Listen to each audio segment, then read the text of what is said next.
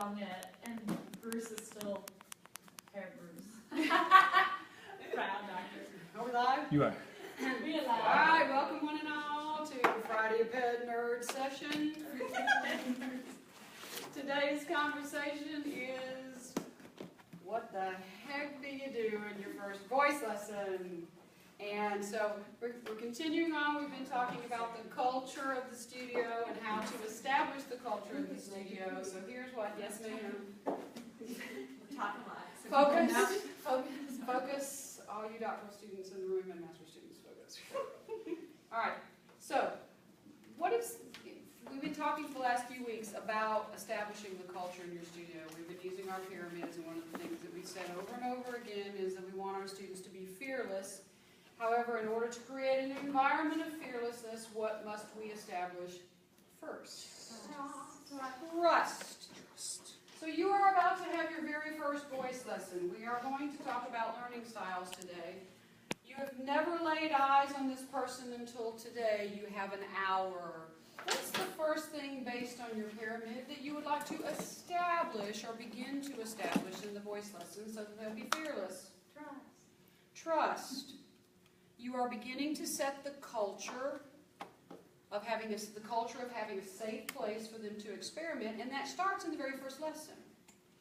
However, if what's going on inside your own head is a bag of angry bees, because you are fearful that you might say the wrong thing, do the wrong thing, not impress them, very concerned about what they think of your teaching so that they will know that you earned all of those degrees on the wall, that is what is in your mind when you enter the trust space.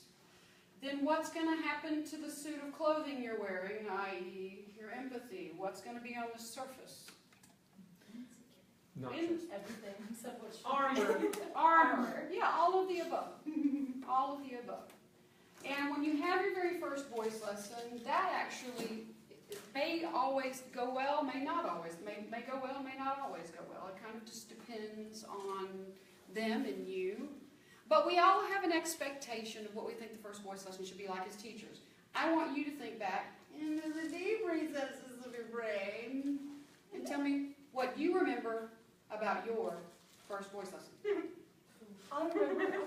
Okay? I was 15. Take your hand down so they can see you and hear you. Oh, I was 15, and I had never been outside of my little 3,000 person town, and to go into the big city was a big deal for me and my mom. And it was that. It was the diplomas on the wall in a big institution, and at the end he said, "I will take you." Yes! Do you remember anything beyond that? Do you remember what the substance of the lesson was? Or was that your biggest memory? Just vocalizing. Okay. Just vocalizing. Mm-hmm. And then we would say, okay, we played with breath a little bit. But we didn't actually do much. He just heard the quality of my voice and saw if I could match pitch, I guess, and do what he was asking me to do. Did you feel as though his demeanor was calm? Was it nurturing? Was it official? What was it? It was official. Official? Especially as a man, an older man. Sure. Okay. Yeah, it was official. All right. Sure. All right, good. Somebody else. What would you remember at your very first voice lesson? Cookie. My very first voice lesson was my freshman year of college, and my first day at school was also Dr. Williams' first day at school. So we had that going. The one thing that I remember the most, because it devastated me, was that I told her that I thought I was a contralto, and she had to stifle a laugh. And she said, You meant country alto. she was like, no. No. She tried to be very sweet about it, but she was like, no. And then we vocalized a little bit and chatted, but it felt like the beginning of a friendship and not like a, here are my degrees. Yes, all of the vitamins. Good. That's a good recollection. Someone else. What was your first voice lesson like? I told my singer I wanted to sing Nessun Dorma. Oh, you said you wanted to sing Nessun Dorma. How old were you? 18. I was going to say, please say you were. Please say you were. You said you wanted to. So how was the atmosphere of the first voice lesson? Well, it was okay. We'll see about that. All right. That was I mean, it was with Patrick Jacobs, so, you know, we were already speaking in British accents and having fun. No, I was a fool, and he was a very kind person. All right. Yeah, that's actually really good. I mean, well, by fool, I mean freshman. Yeah. Inexperienced. In my estimation, for my situation. Cool. Anyone else have a memory? What was it like the first time you taught your first voice student? What was that like? Okay, tell me why. Be specific. What happened? Where were you? I'll be specific. Where were you before you entered the room? What was the anticipation of teaching like for you? Describe it. I was terrified because I felt completely unqualified. I was like, I'll do my best, and I'll try to sound smart like I know what I'm doing, but I don't. So. Okay. You felt unqualified. What else? I can't play piano, I can't play piano, I can't play piano. Neither can I.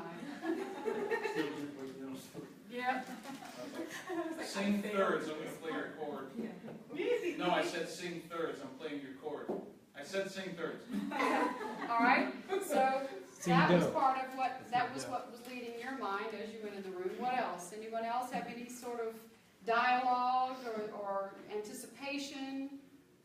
I wanted to be the hero. I wanted to change lives. You know, like, oh, I'm going to do this. I'm going to be great. How about, I hope I say the right thing. Heck yeah. How about, what did chapter 1 in the pedagogy book say again? How about, okay, what's my idea of breath support again? What's my idea of breath support again? How many of you entered your first voice lesson and there was some sense of thought about how that voice lesson was going to be like your own voice lesson when you were taking voice lessons? Yeah? So when you enter the room, so let's talk about this. The label, we talked about this before. Labels are very important. If you label your voice as fragile, it will affect how you practice. Yeah? If you label certain things in your techniques with absolutes like never and always, it will affect your practice and it will affect your teaching. The labels are important. You walk into a lesson, and if what's on your mind is, I feel wholly unqualified, then this is exactly where your brain is sitting when you enter that room. And that means that the energy in your mind, rather than looping out to observe the person that you're working with, is continually looping back into that tape that's running in your head. Even something like, I'm gonna be a hero! I'm looking up all the singers in the world. And what's going to happen is Nikki's going to go around going, yes, Rocky, Rocky. And she's going to say the first thing from chapter 1 in the pedagogy book, and the person's going to look at her like this. And then the hero has a pin pop. And then she says, oh wait, I was going to be a hero. But what happened was, whether the label was negative or positive, when you lead with those types of labels, you are in here and not out here. And the very first step is not to know what the learning style of your student is. The very first step is not to know everything about the anatomy of the larynx and how many cricopharyngi do this or this or this. It's not how many Schubert songs you know. It's not how loud or how soft or how beautifully you sing. The first thing when you walk in the lesson is for you to be open to see where they are. We as teachers turn voice lessons into all about us. And you are having someone coming into you who's desperately seeking information, not about how to do an algebra problem, but how to make something work that inside the core of their being has an emotional feel, connotation, whatever. It's not a tuba. It's not sitting out here. It's in here.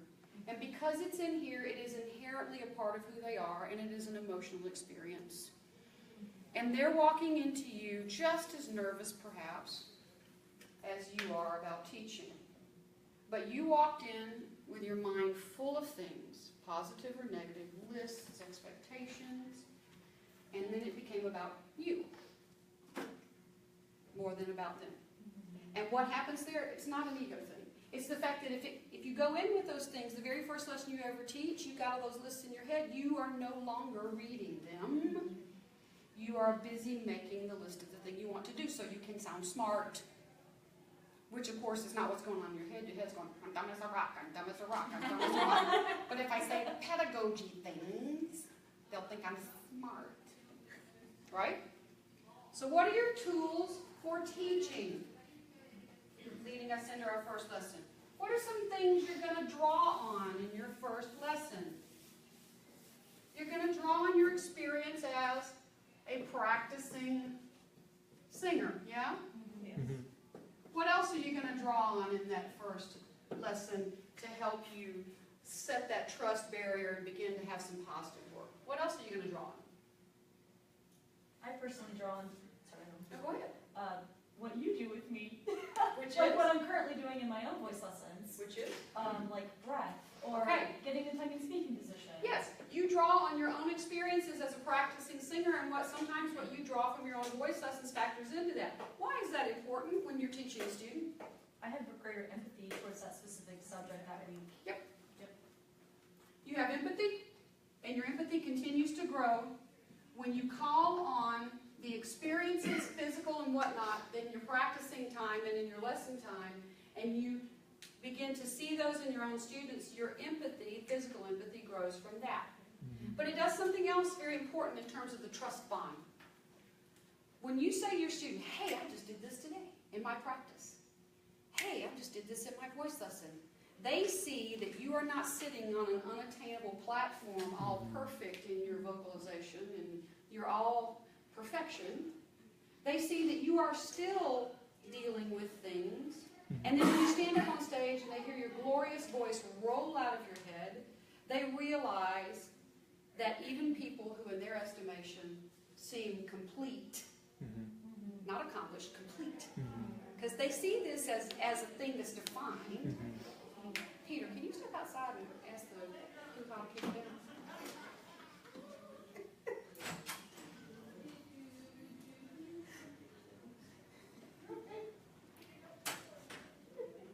In their estimation, It was our food box. huh? Yeah, so. In your, down too. Because understand, in your estimation, they're coming in and they think singing is a right and wrong, black and white sport. They see it as a game of absolutes. What's right, what's wrong. Tell me what's right so I don't do what's wrong. And you getting up there and singing beautifully while still working through some of these things brings color into the world. It's not about what's right and what's wrong. It's about what's more organic, what's less organic, what's more truthful, what's less truthful, what's more honest, what's less honest. All of those things. And that then pulls you away from the absolutes. And when they see you're working on the same things in your own practice, even if you're not taking voice lessons, I mean, I go home, I'm not taking voice lessons right now, but I go home and I tinker and I play and I come back and I say, let's do this. And you go, oh, this is cool.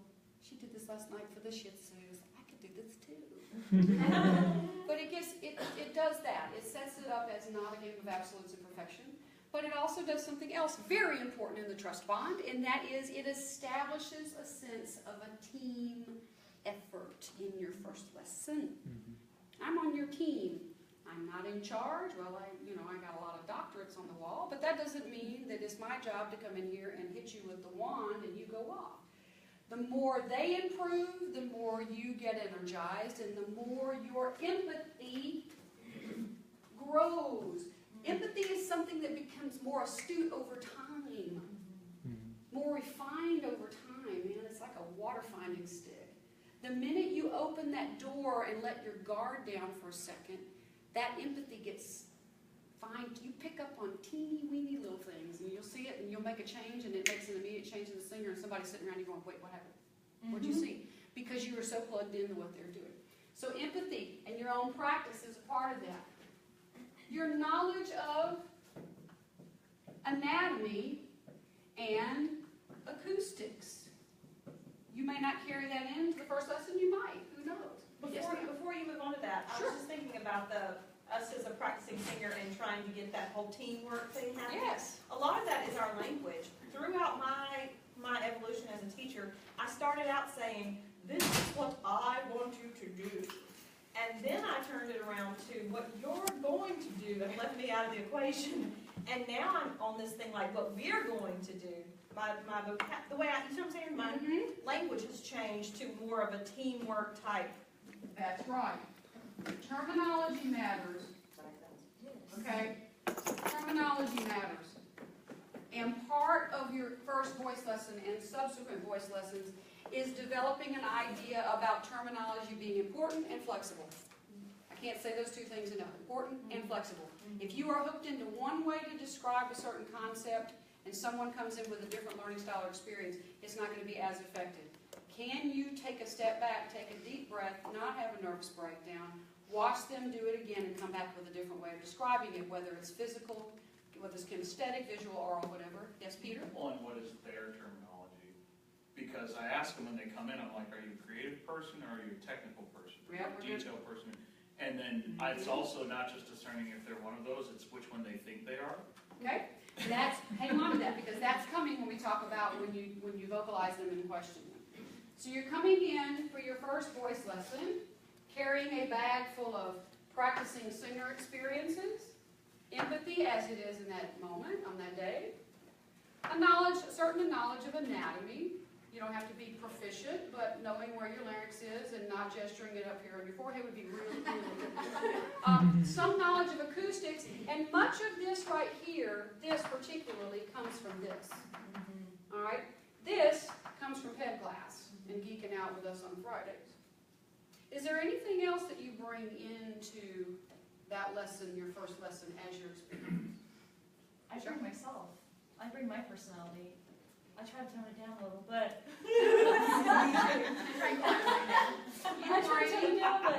I try to not be like someone who I'm not. I try to just be real and natural. Yeah, because I have flaws, like you said, just like everybody else. Honest. Yeah, exactly. Personality. I love it when I have conversations with people and they say, we're nothing like a voice teacher. And I'm like, well, what is a voice teacher? You know, scarf, sunglasses, tiny dogs, tea. You know, but you know, it's not we make a caricature out of it, but what is in our mind the stereotypical voice professor? The maestro. Yes. The diva. What else? The diva. The diva. Like Yeah. start again. Yeah, start again, ballet stick on the ground. What else? What are some other stereotypical voice teacher ideas that your students may have? Old. I hate to say it, but a lot of times you get older teachers who have a wobble or damaged voices, or voices not in their prime anymore, and they're trying to get you to get resonance, and you're recreating all these gripping, compression, all this stuff, and you're like, okay.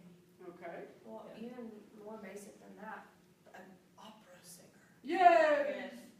Because it's like, coming in and the people that, in the theater department you're taking over here, it's like, well, the very first thing they say to me is, I'm concerned because I don't want to learn opera. I don't want to sound like an opera singer. Yes, right to death. Trust me, you won't. Yes. Love you. You're not gonna. We have all of these. We know because we joke about the stereotypes. Do you think they don't have them? Right. They have them, and they're afraid when you walk in the door, your tiny dog is going to be there, and you're going to start beating your ballet stick in the ground, and you're not going to pay any attention to them, and you basically, put a fist in the diaphragm and off you go, or you're just going to talk about the diaphragm, my third favorite thing. But those are the stereotypes, okay? And understand that's what's happening when you come in. They're expecting that. And you come in with this bag.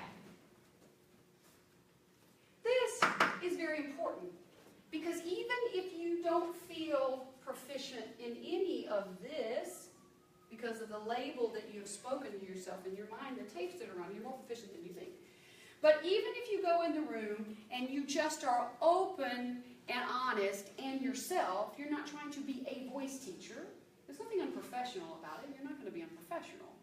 But you don't set yourself up in some way that's counter to your own personality, which is another form of empathy for them. If you come in and you're just yourself, then emotionally they pick up on that spirit and they begin to relax.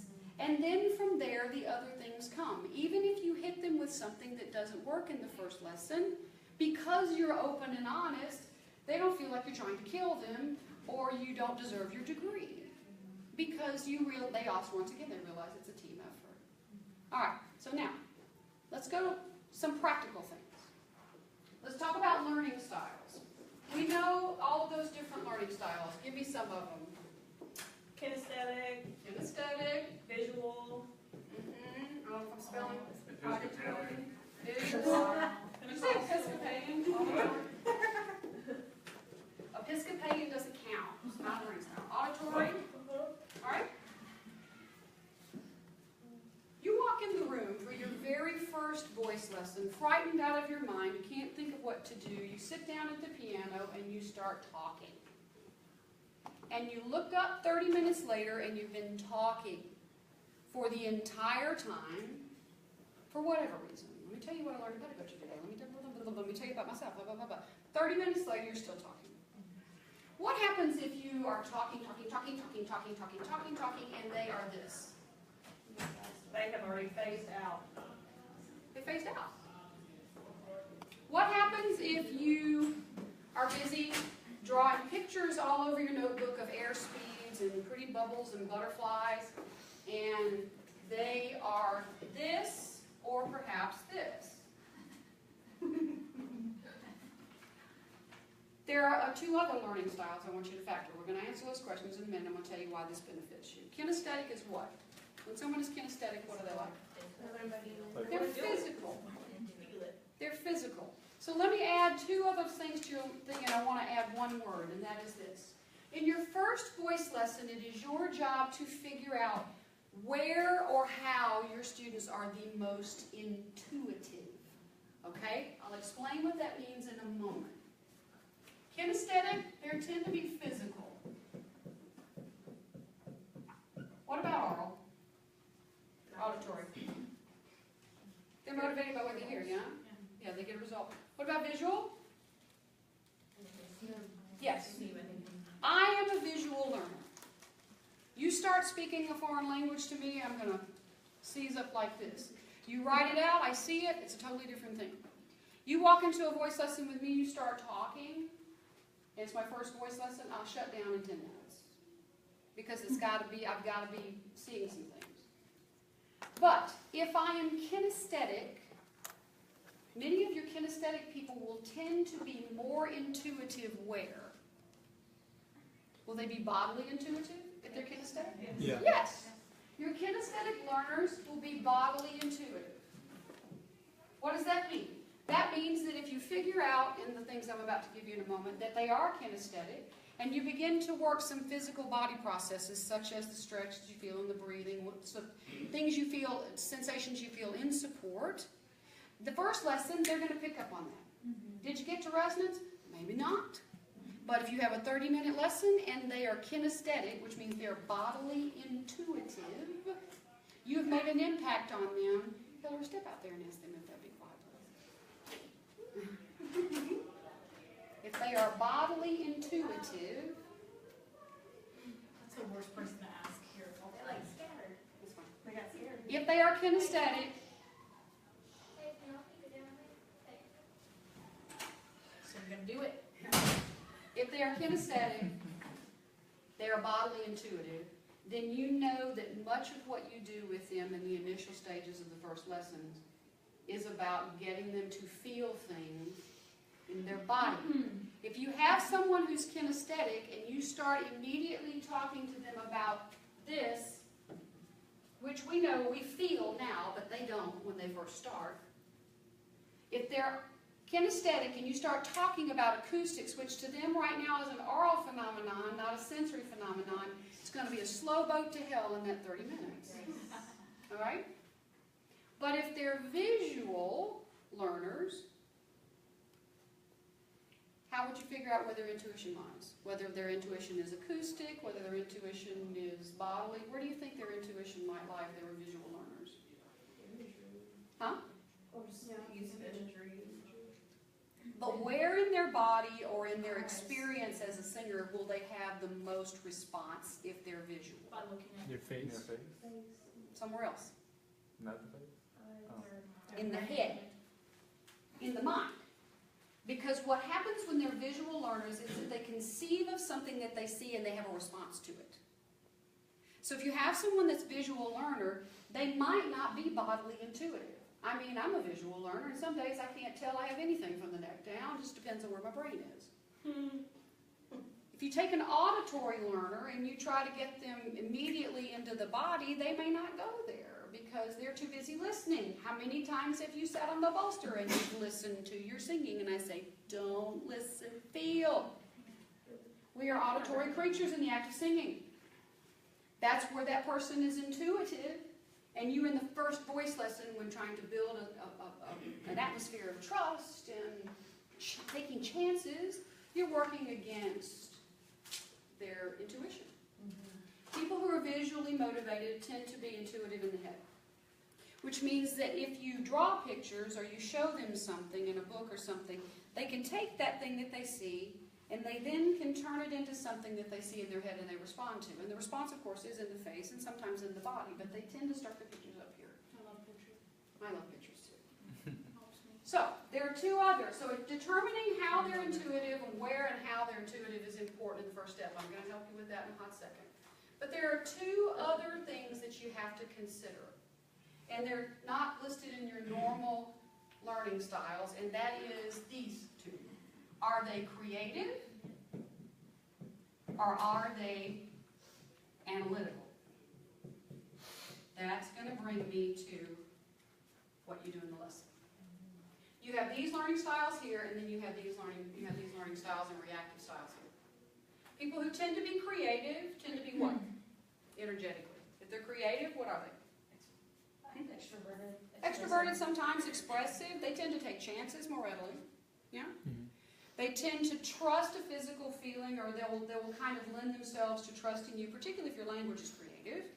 If your language for a teaching is analytical and you meet a creative soul, they're going to shut down. But if you recognize that, you've met an analytical soul, you can alter your language for that to meet them where they are on that day. Same thing with creative. You'll usually have more success in the first lesson. Creative energy tends to move out towards us. You empathetically can pick up on it, yeah? You can tell when someone enters the room before you've asked them one thing, said boo, if they tend to be the more creative sort, because that energy tends to move out. Hi, how are you? There's an ease, usually, with which they approach you. You can read it over time. Analytical energy, which is also fear and control, can manifest itself in fear and control. It's something you can read usually as well in the body, but it's where we do the next thing, which is how we get to know them.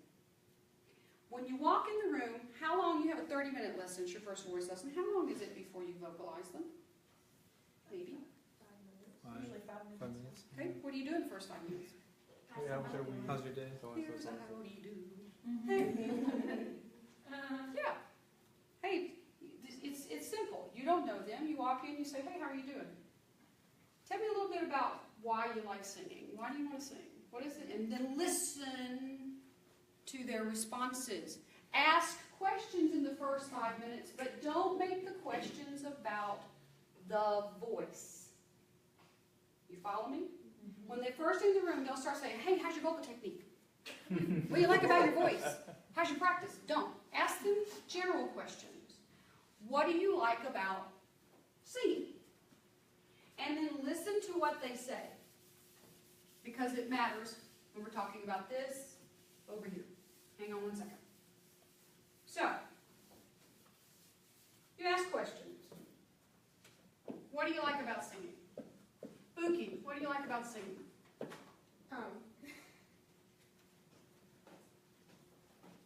What do you like about singing? Why do you like to sing? Because it's another expressive medium to use to express my feelings. Okay, all right. So not only listen to what she says, watch her gestures. And read the hesitation too, because there's a lot to be said in that as well. Hillary, what do you like about singing? It is fun. It makes me happy when I sing. And you guys know each other personalities, but listen to the answers because it immediately tells you what you now know about some of these people, but it's kind of interesting. It's a study. Sarah, what do you like about the act of singing? Well, Hi, Facebook Live. well, I don't like this question. But take note of that. But take note of that. Because it's fun, and it's a way to express myself, and it is something that I've found very early on, and it's always been a part of who I am, and it's, when I'm singing, it makes me feel at ease and at home. Bam, Facebook Live.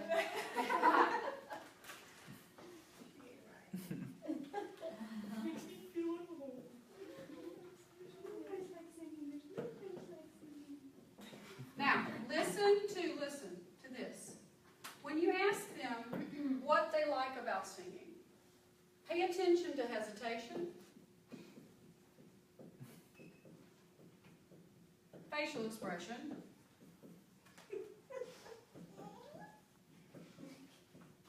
adjectives. What? Is that some weird noises back there? Sound effects. Pay attention to things, this is not all. When you ask them the question, read their body language. Pay attention to whether they hesitate. Is it a difficult question for them to answer? Why do you like to sing?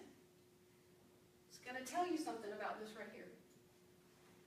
Watch their facial expressions, because that will tell you a lot about whether or not this act is tied to their emotions or not, which is going to tell you about this. What kind of adjectives do they use? That tells you a lot about their learning style. It also tells you a lot about their perception of their voice, and you haven't even gotten there yet. And if you want to, in the first 5 minutes, you can ask things like, what was your past singing experience like? But the reason you're asking the questions is not to pass the time, but to read the person so you can figure out what you're going to do in the future to build trust and to build the voice. Yeah? Then you vocalize them. How many of you in your lessons have vocalized your student and you've just sat there completely blank in the head? Be honest. For a couple seconds, yeah. How many of you could do it for 5 minutes? Sit there, no agenda, just watch. Why is that scary? Because you're... There's no plan. Because I have When to they really start, stupid when and they you start don't even singing, like you try to, like when she starts singing, I was just like, what can I do? Like I hear things that I'm like, I know this needs to be addressed, and so it's like, how do let me figure out how to approach that with you. So it's hard to just like sit there and be Switzerland when you have to. I didn't say, now remember, I did not say you're sitting there like a cabbage.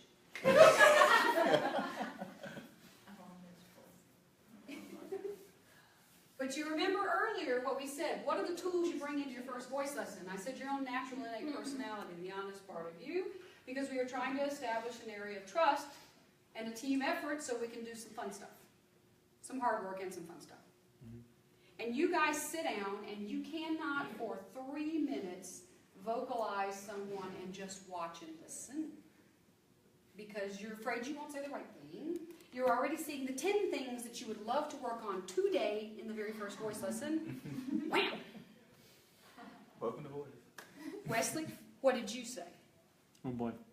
When you said you could not sit and have your brain be quiet, why? When I was teaching the student, Yes. because being quiet is weird and that you always should be saying something. What do you want? What are you thinking when you start thinking? What are you thinking when you start thinking? What were you thinking in your first voice lesson when you started vocalizing them? Yeah. How long before you started having thoughts? Not very long. Okay. Right away. What were the thoughts? What can we do to work on these things and all that stuff? When you guys start thinking, this is what you start with. What can I do? Or I will do this.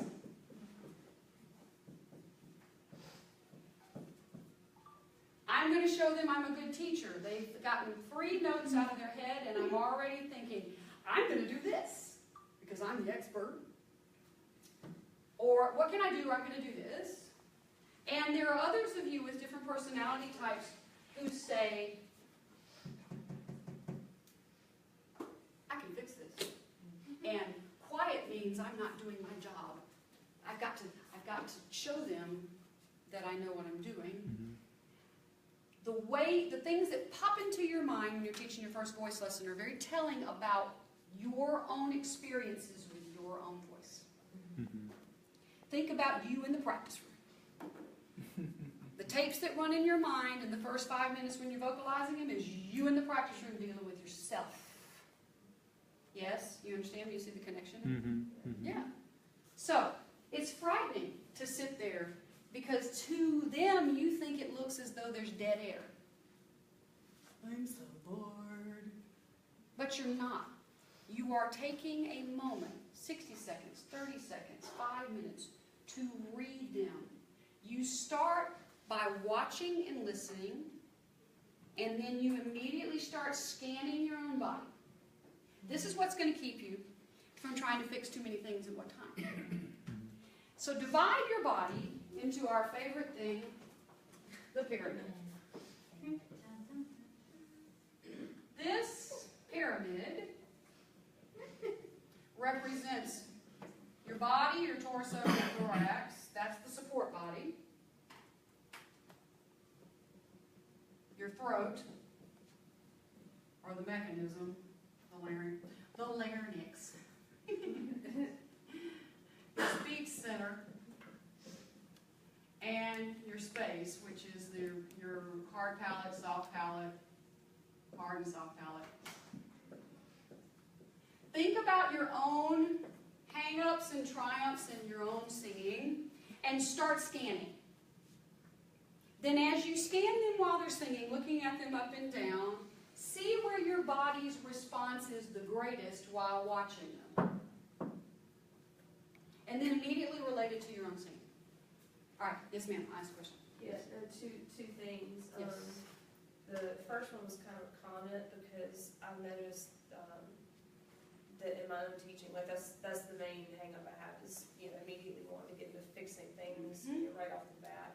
So one of the habits that I started just this semester, was instead of diagnosing immediately, but trying to come up with a rubric for the lesson, but just take like the first 60 seconds and hone in on like a positive difference from the previous week and comment on that first and talk about that first, and then go back and re-vocalize again and then go to something else.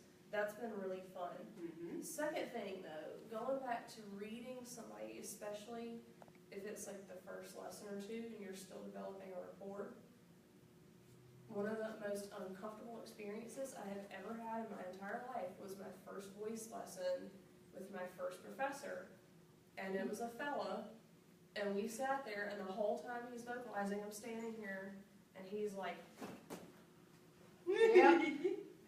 Yes, and how you scan is important. Yes. So that was going to be my next question. Is how do you scan and read somebody and not make it like hella creepy? Well, very easy. You're right. It's hilarious.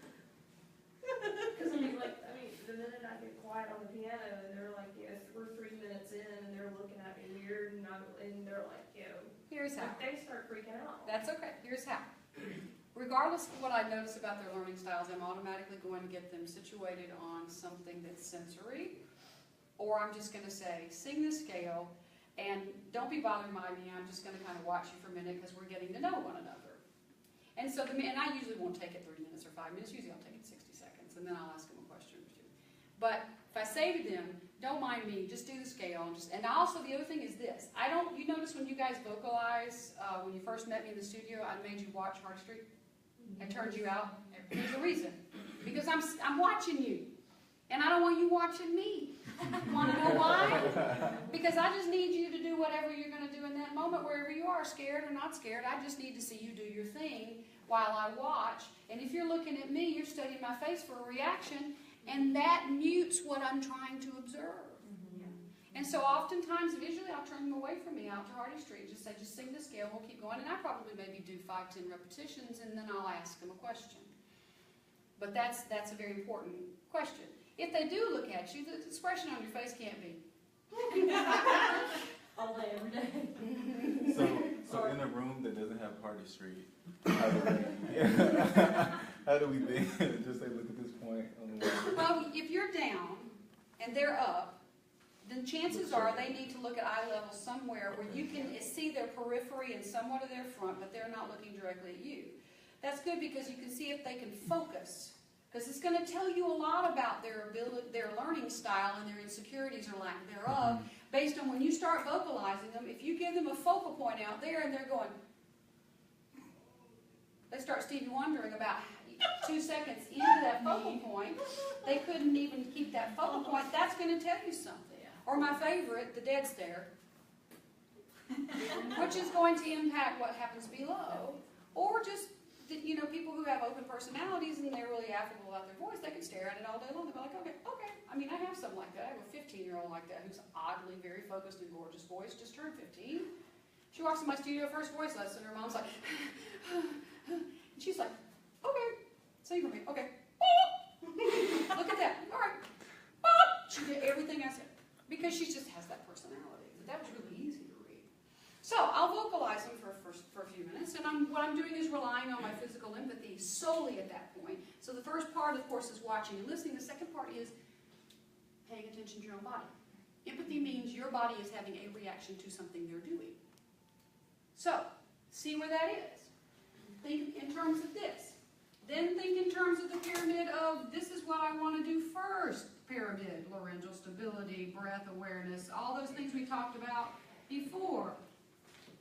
And see if there's anything in your reaction here that will launch you in this direction here, sensorily.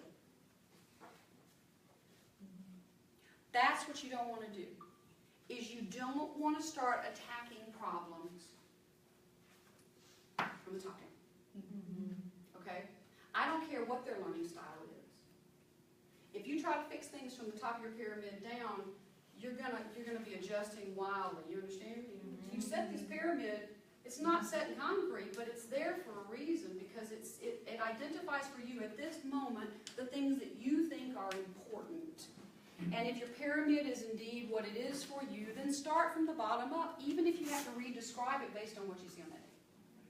Start with the body awareness. Start with the breath awareness, even if they're analytical. Then you're going to ask them a question.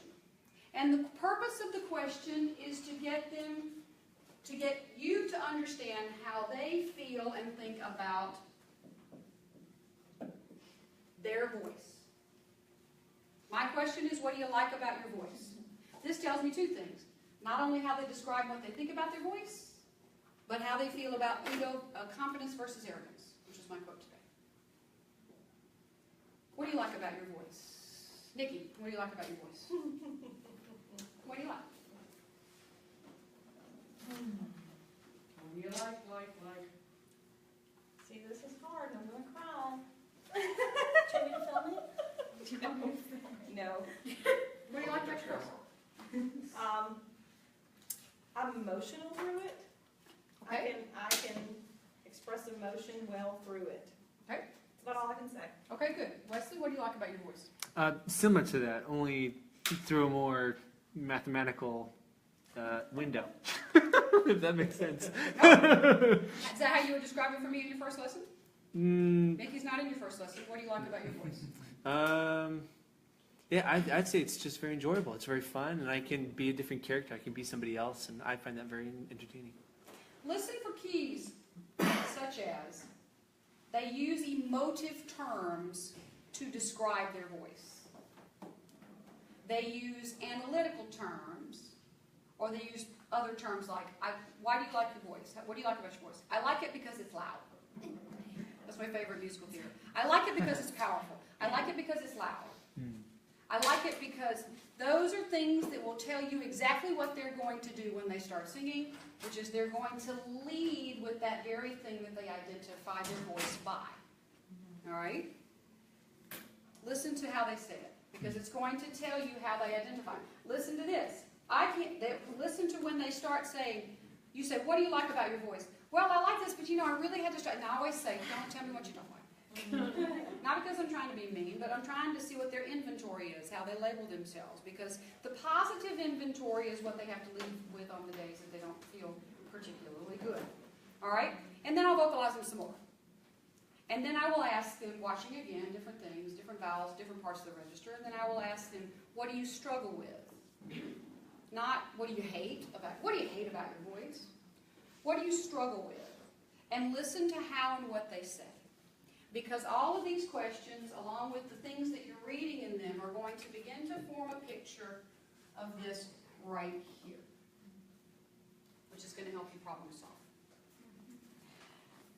Then you give them, at the end of the lesson, one goal and no more than 2 tools.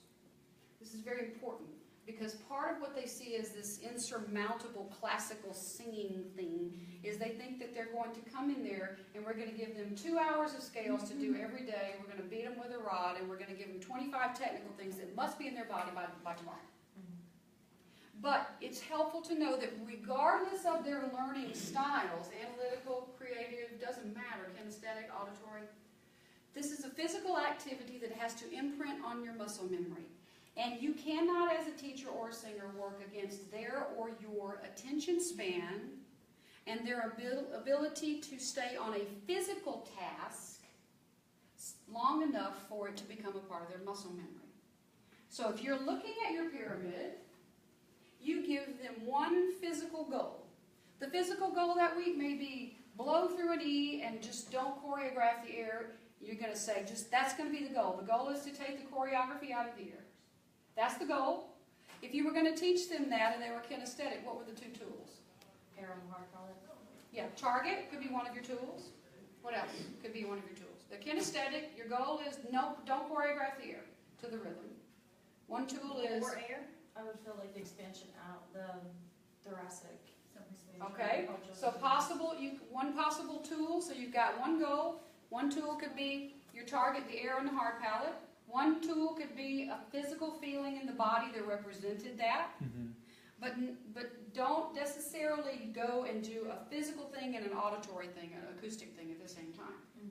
Just, you think because you start with 1 and 2 that you're moving at a snail's pace. You're not. It will imprint on the body much more quickly. And they're going to see that you're setting goals for them that make the technique happen very quickly and organically in them, but you're not overwhelming them, which of course then takes back that sense of trust. Yeah. They will begin to feel fearless when the body begins to feel like pretty quickly like it's doing what it needs to do. It doesn't have to be miraculous and instantaneous, but it has to be steady enough for them to know that it's not going to take them 10 years of singing scales to be able to step out on stage and sing. I wish it only took 10 years. 4 notes. Well, to sing 4 notes. Yes, ma'am. When I was a young teacher and I felt bad about charging, you know, you hated to even ask for the money at the end of the lesson. Those were the lessons where I felt like I had to give them a whole bunch of stuff. Like, you're paying for this, so I have to overwhelm you with information so you'll feel like you're getting your money's worth. I wish so badly that I could take back those years where I just probably killed their little dreams because it was so much and so hard. And well, that brings up a very important point. So let me say this, because you guys know, you've been in lessons with me, that we walk in, we say our howdy do's, and off we go. And you know, I stop a lot. Why? Because I have 1 hour a week to get in as much as possible. But I'm not haphazard with it. If I stopped a lot and I would hit something over here and then something over here and something over here, your agitation level in the lesson would rise. That's the thing about giving them too many things to do. They're trying to physically imprint something and you've put it in like 5 different locations and different things to do. They feel a sense of agitation over that. If I sense in you, if I'm giving you a lot of things and I'm hitting you with a lot of things, but it's the same general idea, and I sense anxiety rising, I back off. That's something we're going to get into next time, which is when you are in a masterclass situation or in a lesson situation, how do you modulate your energy or what you're doing or what you're saying based on the signals that the student's giving off to you? This falls under the category of meeting the students where they are on that day. It does not mean you don't have a plan for them, But you've got to be pliable enough to read them, and in that moment, they may not be able to accept that, so you've either got to back up and decide to do it a different way, describe it a different way, or perhaps back off your agenda for that day. And that's more sensitivity to what's happening in the room, combined with all your other tools, that are going to make your empathy, I erased it, your empathy more fine-tuned, which is part of it. So that would be one of the things that immediately would separate you now from then, is you may do a lot, but your goal and your thing you're trying to accomplish may be the same thing, and you may be throwing a lot of things at that same goal. Their agitation level will not rise in response to that. That's another part of the trust. You feel like you're fully engaged in your lesson. You're not sitting there watching your teacher check their email, or going, okay, let's try this. Okay, let's sing